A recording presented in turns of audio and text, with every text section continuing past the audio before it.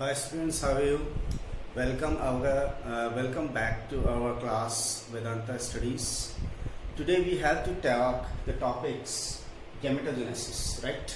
Gametogenesis is the process by which the germ cells of any sex organs like testes and ovary, right? So germ cells जो immature होती हैं वहाँ से एक ऐसा process generate होता है जो mature gamete बनाता है. Means the process of formation of mature gametes from the immature germ cells. Immature germ cells कहाँ होती है? टेस्टिस की बात करें तो immature germ cells वहाँ पे भी होती है. ओवरी की बात करें तो ओवरी के अंदर भी immature cells होती है. तो एक प्रोसेस होता है जिसके थ्रू gametes बनाए जाते हैं. Gametes, as we know, two types, right? Sperm and ova. So formation of sperms in a testis, that's called a spermatogenesis, and oogenesis is the process of formation of ova from the ovary, right? First of all, we take spermatogenesis. सबसे पहले हम spermatogenesis लेते हैं. The process in which the immature spermatogonia form mature sperms, right? बात कर रहे हैं अपन spermatogonia की. स्पर्मेटोगोनिया क्या है? जर्म सेल्स है. हम बात कर रहे हैं टेस्टिस की. टेस्टिस के अंदर एक स्पेशल टाइप की फंक्शनल यूनिट होती है, स्ट्रक्चरल यूनिट होती है जिसको हम कहते हैं सेमिनिफेरस ट्यूबुल्स. सेमिनिफेरस ट्यूबुल्स के अंदर होती है जर्मिनल लेयर. ये जर्मिनल लेयर किनकी बनी होती है? जर्मिनल लेयर जर्म सेल्स की बनी होती है. ठीक है. Germ cells basically puberty stage पर जब टेस्टोस्टेरोन का सिक्रेशन हो जाता है, एक मेल का रिप्रोडक्टिव स्टेज स्टार्ट हो जाती है, उसी वक्त ये एक सेल्स अलग अलग करके स्पर्मेटोगोनिया कहलाती है. स्पर्मेटोगोनियम एक सिंगल सेल को कहते हैं. ये स्पर्मेटोगोनिया माइटोटिक डिवीजन करते हुए अपनी नंबर्स को 32 टू 64 बढ़ाती है. ये जो 64 सेल्स है उनमें से एक सेल लार्ज हो जाती है. लार्ज इन द सेंस जब वो माइटोटिक डिवीजन कर रही है तो नंबर ऑफ सेल्स बढ़ेंगी, बट जब लार्जमेंट करती है तो अपने वो साइटोप्लाज्मा को कंडेंस करती है, कंसंट्रेट करती है. इस स्टेज में किसी तरह का डिवीजन नहीं होता, तो एक तरह से यहां पर ये सेल एनलार्ज हो जाती है. इस एनलार्ज सेल्स को हम कहेंगे प्राइमरी स्पर्मेटोसाइट. Primary spermatocyte. ये प्रॉपर शेप और साइज लेने के बाद बाकी सारी स्पर्मेटोगोनियास क्या करती है? उसे न्यूट्रिशन प्रोवाइड करती है और एक सेल एनलार्ज हो जाती है. जो एक सेल एनलार्ज हुई है उसको कहेंगे प्राइमरी स्पर्मेटोसाइट. ये प्राइमरी स्पर्मेटोसाइट अब इंसर्ट करती है माइटोटिक डिवीजन करते हुए. माइटोटिक डिवीजन फर्स्ट होता है और माइटोटिक डिवीजन सेकंड होता है. माइटोटिक डिवीजन फर्स्ट होने के बाद दो सेल्स जनरेट होती है, हैप्लॉइड सेल्स. इन हैप्लॉइड सेल्स को कहेंगे सेकेंडरी स्पर्मेटोसाइट. Secondary spermatocyte. ठीक है. ये सेकेंडरी स्पर्मेटोसाइट अपने आप में हैप्लॉइड होती है. ये इससे पहले डिप्लॉइड थी क्योंकि अब माइटोटिक डिवीजन मियोटिक डिवीजन हुआ तो हैप्लॉइड होगी. इधर देखिए स्पर्मेटोगोनिया भी यहां पर डिप्लॉइड होगी. तो डिप्लॉयड स्पर्मेटोगोनिया माइटोटिक डिवीजन करते हुए बहुत सारी स्पर्मेटोगोनियाज बनाती है. उनमें से एक सेल बड़ी होकर के ग्रोथ न्यूट्रिशन गेन करके बाकी सारी सेल से, तो उसको कहेंगे प्राइमरी स्पर्मेटोसाइट. ये डिप्लॉयड होती है पर माइटोटिक डिवीजन फर्स्ट जब इंसर्ट करती है, फर्स्ट से फॉलो अप होती है, तो वो दो सेल्स बनाती है जिसे सेकेंडरी स्पर्मेटोसाइट्स कहते हैं. सेकेंडरी स्पर्मेटोसाइट में म्यूटिक डिवीजन सेकंड होता है. ये मेटोटिक डिवीजन सेकंड होने पर जो 4 सेल्स बनती है उनको बोलते हैं स्पर्मेटिड. Immature sperm cells. ये एमेच्योर स्पर्म सेल्स हैप्लॉइड है. ठीक है. ये एमेच्योर सेल्स हैप्लॉइड है. हैप्लॉइड से हैप्लॉइड बनेगी, राइट. तो इमेच्योर ये जो स्पर्म्स बनी है, इमेच्योर जो स्पर्म्स बनी है वो स्पर्मेटिड्स है. स्पर्मेटिड से स्पर्म बनने के प्रोसेस में बेसिकली फाइनली स्पर्म बनती है. तो यहां से लेके यहां तक का प्रोसेस एक तरह से स्पर्मेटिड से स्पर्म बनने का प्रोसेस हुआ. ध्यान से देखिए आप, यहां पर मैंने यहां पर लिखा है स्पर्मेटोगोनिया से नंबर ऑफ सेल्स बनने पर एक माइटोटिक डिवीजन हो रहा है जिसको कहते हैं मल्टीप्लिकेशन फेज. कौन सी फेज? Multiplication phase. इस मल्टीप्लिकेशन फेज में सेमिनिफेरस ट्यूबुल्स की जो जर्मिनल लेयर्स हैं उनमें से एक सेल मल्टीप्लाई होते हुए 32 से लेकर के 64 स्पर्मेटोगोनिया बनाती है. इस स्टेज को हम कहते हैं multiplication stage. 32 to 64 cells spermatogonia में से एक सेल एनलार्ज हो जाती है, बाकी उसको न्यूट्रिशन प्रोवाइड करती है। जो सेल एनलार्ज हो जाती है, ग्रोथ करते हुए बड़ी करती है, इस स्टेज को कहते हैं ग्रोथ फेज। इस ग्रोथ फेज में जो बड़ी सेल हो जाती है उसको कहते हैं प्राइमरी स्पर्मेटोसाइट। अब ये primary spermatocytes basically meiotic division करती है। इस मियोटिक डिवीजन के स्टेजेस फर्स्ट और सेकंड होते हैं। इस पूरी प्रोसेस को कहते हैं मैच्योरेशन फेज। इस मैच्योरेशन फेज में कौन सा डिवीजन हो रहा है? Meiotic division. इसमें मैच्योरेशन फेज में मियोसिस फर्स्ट होने पर 2 स्पर्मेटोसाइट्स बनती है और मियोसिस सेकंड होने पर 4 हैप्लॉइड सेल्स बनती है, जिन्हें स्पर्मेटिड्स कहते हैं। अब यहां से ध्यान से देखिए, यहां से लेकर के स्पर्मेटोगोनिया से लेकर के स्पर्मेटिड तक के बनने के प्रोसेस को स्पर्मेटोजेनेसिस में ले रहे हैं। स्पर्मेटिड्स तक के बनने को प्रोसेस को कहते हैं स्पर्मेटोसाइटोजेनेसिस।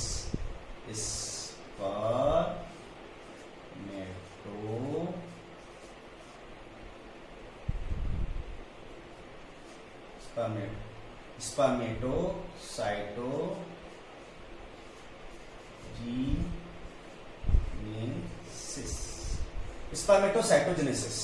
और इस स्पर्मेटिड से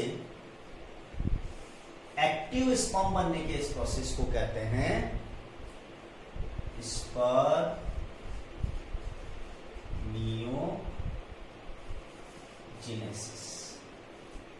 ठीक है, तो इस तरह से हम स्पर्मेटोजेनेसिस को 2 स्टेप्स में डिवाइड कर सकते हैं।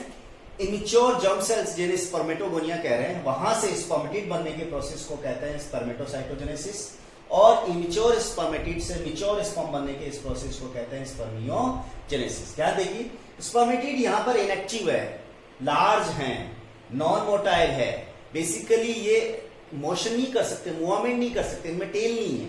बट स्पर्मेटिड में कुछ फर्दर साइटोप्लाज्मिक ऐसे चेंजेस होते हैं जिससे एक एक्टिव स्पर्म बनता है। एक्टिव स्पर्म कैसा बनता है? टेल है, इसमें मिडिल पीस है, इसमें एक्टिव न्यूक्लियस है। इस तरह का जो मोटाइल स्पर्म बनने के इस प्रोसेस को हम मैच्योरेशन ऑफ स्पर्मेटिड और स्पर्मियोजेनेसिस कहते हैं। तो ये प्रोसेस बेसिकली है।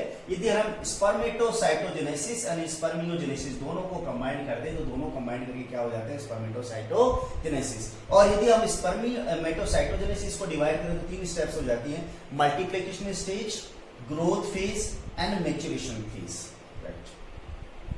जेनेसिस मीन्स द प्रोसेस जिस पर कौन कौन से हार्मोन्स हैं वो कंट्रोल करते हैं। तो हमें पढ़ना है hormonal control. Supremo gland hypothalamus को कहते हैं। उस सुप्रीमो ग्लैंड हाइपोथैलेमस से एक हार्मोन रिलीज होता है जिसको कौन कहते हैं? Gonadotropin releasing hormone. ये gonadotropin releasing hormone pituitary gland को स्टिमुलेट करता है सिक्रेशन करने के लिए 2 तरह के हार्मोन्स। पहला ल्यूटिनाइजिंग हार्मोन जो Leydig cells of the testis को रिप्रेजेंट करता है। दूसरा है फॉलिकुलर स्टिमुलेटिंग जो हार्मोन्स होता है वो टेस्टिस के सर्टोली सेल्स को रिप्रेजेंट करता है। ये लेडिंग सेल्स और सर्टोली सेल्स इन दोनों हार्मोन्स रेस्पेक्टिवली इन दोनों हार्मोन्स के एक्शन की वजह से टेस्टिस को ऑल ओवर एक्टिव कर देती है और टेस्टिस लग जाती है स्पर्मेटोजेनेसिस के अंदर। लेडिंग सेल्स से टेस्टोस्टेरोन सिक्रीशन होता है इसके रिजल्ट वाइज, और सर्टोली सेल से इनहिबिन हार्मोन्स रिलीज होता है। टेस्टोस्टेरोन से जो हार्मोन रिलीज होता है वो रिप्रोडक्टिव मैच्योरिटी और प्यूबर्टी को एनहेंस करता है, जबकि इनहिबिन हार्मोन्स इन सभी प्रोसेस पर एक नेगेटिव एक्शन करता है जिसको हम नेगेटिव फीडबैक मैकेनिज्म कहते हैं। इनहिबिन के इस एक्शन की वजह से सर्टोली सेल्स पर एक्शन किया जाता है। सर्टोली सेल पर एक्शन होने के बाद नेगेटिवली पिट्यूटरी ग्लैंड पर कंट्रोल किया जाता है, और पिट्यूटरी ग्लैंड्स पर कंट्रोल होने के बाद ये केमिकल जो मैसेज होते हैं वो बेसिकली हाइपोथैलेमस को गोनेडोट्रोपिन रिलीजिंग हार्मोन्स के स्टिमुलेशन और सिक्रेशन के लिए स्टॉप कर देता है। इस तरह से ऊपर से नीचे की तरफ जो मैकेनिज्म चलता है वो पॉजिटिव फीडबैक मैकेनिज्म है, और जो नेगेटिव इनहिबिन हार्मोन्स है, ये इनहिबिन भी एक हार्मोन्स है। ये inhibin hormone protein nature hormone है, जबकि टेस्टोस्टेरोन और बाकी सारे हार्मोन्स हैं वो स्टेरॉइड नेचर के हार्मोन्स है। जो इनहिबिन हार्मोन्स है वो नेगेटिव फीडबैक मैकेनिज्म के थ्रू इन सभी हार्मोन्स पर नेगेटिवली कंट्रोल करने पर बेसिकली रेस्पॉन्सिबल है। इस तरह से पॉजिटिव और नेगेटिव के अंदर इस तरह का प्रोसेस यहाँ पर किया जाता है।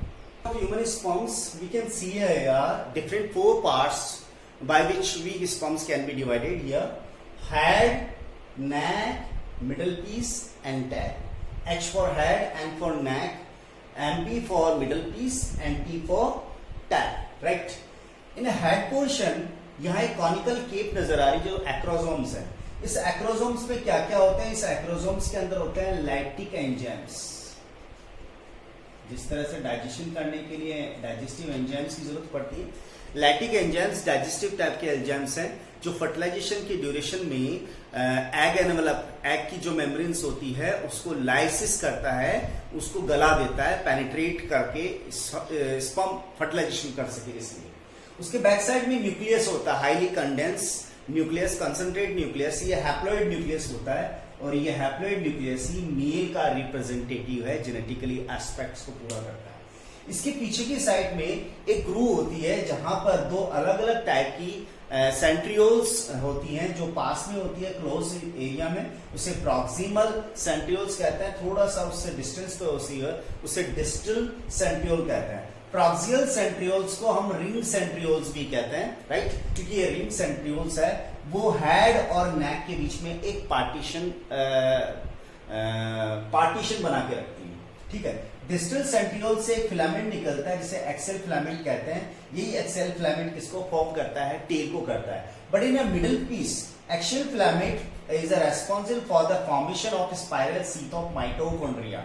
इस स्पाइरल एक्सेल फिलामेंट के चारों तरफ स्पाइरली अरेंज हो जाते हैं जितने भी माइटोकॉन्ड्रिया होते हैं। और as we know mitochondria is the power house of the cells. But यहां पर ये जो स्पाइरल शीथ बन रही है माइटोकॉन्ड्रिया की, इसको नेबेन कण के नाम से जाने जाएंगे।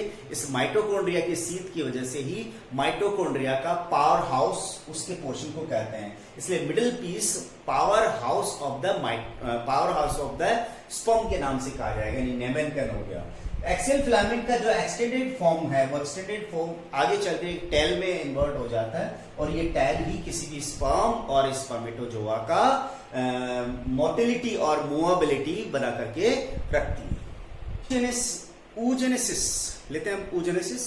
oogenesis is the process of formation of mature ova from the immature germ cells। और immature germ cells होती है, ये पूरा ट्रांसफर सेक्शन है एक ओवरी का। इस इमेच्योर एक ओवरी के अंदर जर्मिनल लेयर होती है, जर्मिनल एपिथेलियम। इस जर्मिनल एपिथेलियम में बहुत सी जर्म सेल्स होती हैं।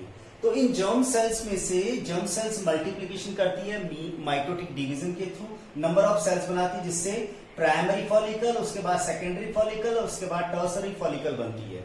टर्सरी फॉलिकल बनने के बाद एक सेल बहुत एनलार्ज हो जाती है, बाकी सेल उसे न्यूट्रिशन प्रोवाइड करती है। इस तरह से बनता है ग्राफिन फॉलिकल। इस ग्राफिन फॉलिकल के बीचों बीच होता है oocyte, बाकी सारी सपोर्टिंग सेल्स हैं, राइट। इस oocyte को यहाँ कंपोजिट फॉर्म के अंदर हम कह रहे हैं, यहाँ पर oocyte के इस हैविंग कंपोजिट कॉम्प्लेक्स स्ट्रक्चर को कह रहे हैं ग्राफिन फॉलिकल। इस ग्राफिन फॉलिकल में दो लेयर्स हैं, एक्सटर्ना और interna, theca externa, theca interna.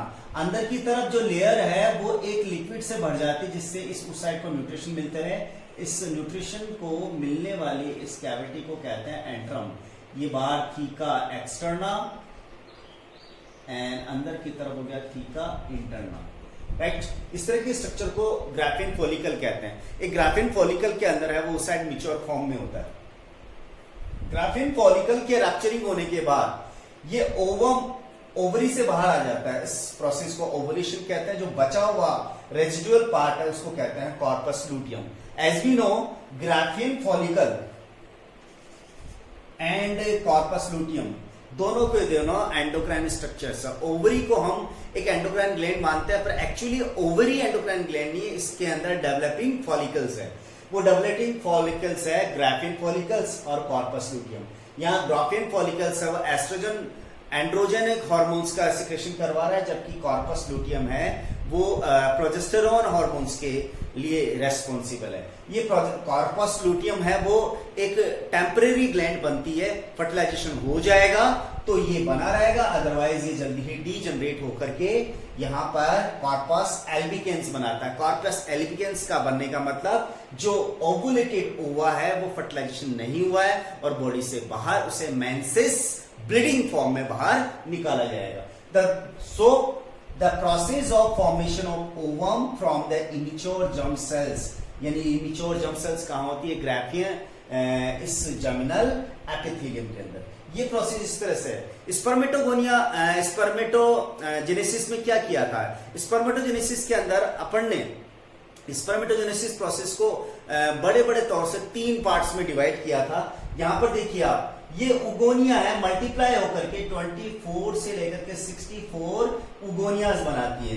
इस स्टेज को हम कहते हैं मल्टीप्लिकेशन फेज, और इस स्टेज के अंदर सारे डिवीजन होते हैं माइटोटिक डिवीजन। उसके बाद इनमें से एक सेल एनलार्ज होती है, बाकी सारी सेल्स इसको चारों तरफ न्यूट्रिशन प्रोवाइड करते हुए होती है। इस स्टेज को कहेंगे ग्रोथ फेज। ग्रोथ फेज में किसी भी तरह का कोई डिवीजन नहीं होता है, नो डिवीजन। उसके बाद जो बनी बड़ी लार्ज सेल है उसको कहेंगे प्राइमरी oocyte, डिप्लॉइड सेल्स है, इससे पहले भी डिप्लॉइड सारी सेल्स है। अब होता है मैच्योरेशन फेज। इस मैच्योरेशन फेज के अंदर मियोसिस होता है, meiosis first and meiosis second. Meiosis first primary oocyte होने पर, मियोसिस फर्स्ट होने पर 2 सेल्स बनती है, पॉलर बॉडी जिसके अंदर बहुत लिटरली एक न्यूक्लियस पार्ट है, साइटोप्लाज्मा का बहुत कम पार्ट है। ये देखा जाए तो oogenesis के रिगार्डिंग किसी तरह का कोई रेस्पॉन्स नहीं है।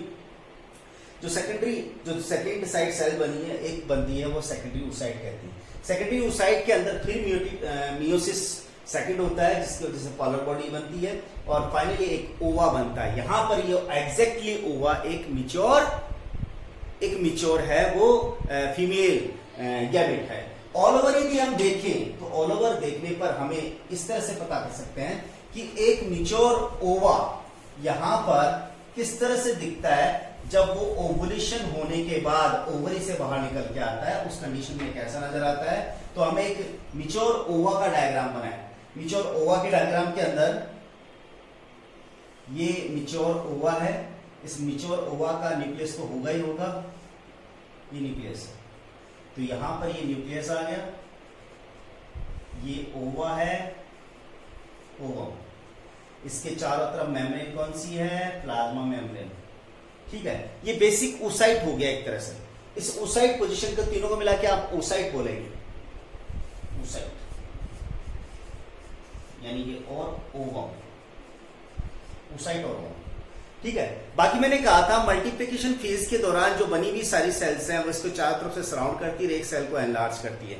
तो वो सारी की सारी सेल इसकी चारों तरफ प्रोटेक्टिंग लेयर्स बनाती है। उन प्रोटेक्टिंग लेयर्स के अंदर सबसे प्रोटेक्टिव लेयर जो बनती है वो बनती है जोना पैलेसिडा। इसके अलावा जो बाहर सेल्स हैं उनको हम बोलते हैं एग मेम्ब्रेन्स। तो ये बन गई जोना पैलेसिडा, प्रोटेक्टिंग लेयर है, न्यूट्रिशन देने का काम कर रही है। इसके अलावा जितनी भी फॉलिकल सेल्स, सी, उगोनिया वगैरह, क्यों, क्योंकि एक ही न्यूट्रिशन देने का काम कर रही है। बाकी सारी सेल्स हैं वो इसके चारों तरफ इस तरह से अरेंज हो जाएंगी, और चिपकने के लिए एक एसिड की जरूरत पड़ती है। तो इस तरह से एक मेम्ब्रेन बन जाती है, एक प्रोटेक्टिंग लेयर बन जाती है।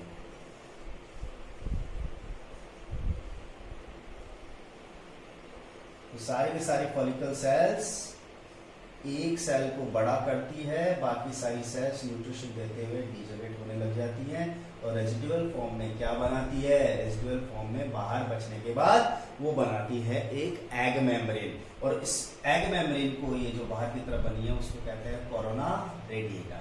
सो corona radiata star point and zona pellucida star point, ये दोनों मिलकर के क्या बन गई, एग मेम्ब्रेन। इनको लिखते हैं एग मेम्ब्रेन, प्रोटेक्शन देने का काम करिए। इस यार कोरोना रेडिएटा में क्या क्या मौजूद है। कोरोना रेडिएटा में सबसे पहला है फॉलिकल सेल, और दूसरी सेल है इसके अंदर एसिड जो चिपकाने के अंदर काम में आ रहा है, उसको कहते हैं हायालुरोनिक एसिड। ये स्ट्रक्चर हो गया आपका एग का। बेसिकली एक ओवा जो ओवुलेशन के दौरान बाहर निकलता है तो उसके साथ साथ प्रोटेक्टिंग लेयर्स भी बनती है जिसे एग मेम्ब्रेन्स कहते हैं। ये एग मेम्ब्रेन ठीक बाहर जोना पैलेसिडा होती है और दूसरी होती है corona radiata. Menstrual cycle, the next topic now. This is the reproductive cycle in female primates. This is periodical cycles. It takes 28 days to 35 days in a human beings. Human beings के अंदर जो primates होते हैं basically जिनमें आते हैं monkey, human, gorilla एग्जिबॉन्स। हम बात कर रहे हैं यहाँ पर ह्यूमन की। ह्यूमन पे रिप्रोडक्टिव स्टेजेस जब स्टार्ट होती है प्यूबर्टी से, वहां से लेकर के मीनोपॉज तक की पोजीशन होती है। तो इस तरह का मेंस्ट्रुअल साइक्लिक चेंजेस है जो ट्रैक्ट में देख सकते हैं, वेजाइनल रिप्रोडक्टिव ट्रैक्ट में देख सकते हैं, रिप्रोडक्टिव फीमेल रिप्रोडक्टिव सिस्टम में देख सकते हैं, राइट।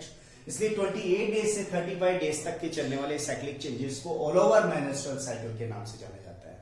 यदि हम बात करें यहाँ पर मेंस्ट्रुएशन को मेंसेस भी कहते हैं, ब्लीडिंग होना। जब भी मेंस्ट्रुअल साइकिल कंप्लीट होती है तो मेंसेस होते हैं। मेंसेस, फर्स्ट मेंसेस को प्यूबर्टी स्टेज में देखा जा सकता है, उसे मिनार्की कहते हैं। ये 12th as of the females के अंदर हम देख सकते हैं। Menopause, ceasing of the menstrual cycle की सीजिंग 45 से 50 एज के बीच में होती है। तो मेंसेस क्या है? The process in which the blood and mucosal tissues are regularly discharged in a periodical manner from the lining of uterus through the vagina. Vagina के अंदर से यूटेराइन जो लाइनिंग होती है वहां से कुछ रेगुलरली साइक्लिक वे के अंदर म्यूकोसल और ब्लड टिश्यूज बाहर निकलते रहते हैं। इस प्रोसेस को हम कहते हैं मेंसेस, मेंस्ट्रुअल साइकिल्स। हम 4 फेजेस में डिवाइड कर सकते हैं मेंस्ट्रुअल साइकिल को। फर्स्ट है menstrual cycle 3 to 5 days bleeding form, जिसमें मेंसेस देख सकते हैं। फॉलिकुलर फेज साइज, वापस यहाँ पर रीजनरेशन स्टार्ट हो जाता है basically.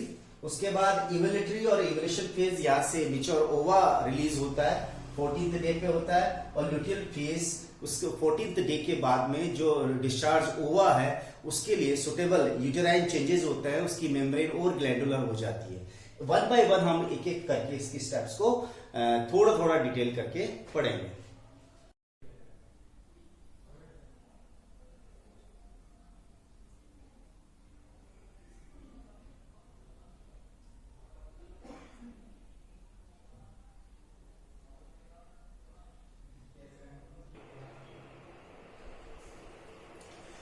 Yeah, we can see here different 4 phases during the MC.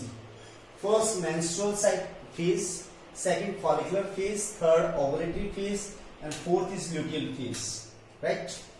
Menstrual phase जो menstruation phase कहते हैं, जिसमें मेंसेस आते हैं। मेंसेस उस कंडीशन में आता है, सपोज यदि एग का फर्टिलाइजेशन ना हो तो इस कंडीशन में क्या होगा? 3 to 5 डेज लेता है। Breakdown of endometrium of ovum, if endometrium की जो ब्रेकडाउन हो जाती है, अपन ने बात करी थी मेंसेस क्या है? यूटेराइन वॉल का रेगुलरली पीरियोडिकली डिस्चार्ज होता है ब्लड और म्यूकोसल टिश्यूज की फॉर्म में। तो यहां पर एंडोमेट्रियम जो यूटेरस की लाइनिंग है वो डिस्चार्ज होती है। So breakdown of endometrium in form of blood, right. और इस तरह से यदि ओवा रिलीज ना हो, ओवा फर्टिलाइज ना हो, तो इस कंडीशन में मेंसेस होते हैं। इस मेंसेस का मेन रीजन क्या है? प्रोजेस्टेरोन हार्मोन का लेवल डाउन है, एस्ट्रोजन हार्मोन का यहाँ पर लेवल डाउन है। दोनों हार्मोन्स के लेवल के डाउन होने की वजह से ऐसा हो रहा है। Second stage follicular phase. इस फॉलिकुलर फेज के अंदर क्या हो रहा है? इस फॉलिकुलर फेज में मैच्योरेशन होता है ओवा का। मैच्योरेशन के ओवा होने पर 6 to 13 डेज लगते हैं। Endometrium regenerate through the proliferation.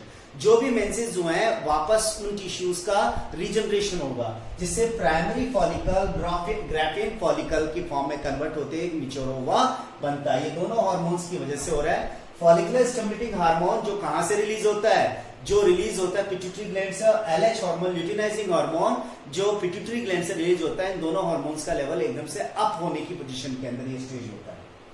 Third number ovulatory phase, जो मैच्योर ओवा ग्राफियन फॉलिकल में बन चुका है, वो इस मेंस्ट्रुअल साइकिल के 14th डे पर बाहर निकलता है ओवा से, ग्राफियन फॉलिकल से। इस प्रोसेस को ओवुलेशन कहते हैं। इस दौरान एलएच हार्मोन का लेवल अप रहता है और उस एलएच हार्मोन की वजह से एक मैच्योर ओवा ओवुलेशन प्रोसेस के थ्रू बाहर निकलता है। तो releasing of ovum from the ovary from the Graafian follicle, this process called ovulation. और ये तब होता है जब रप्चरिंग होती है ग्राफियन फॉलिकल की।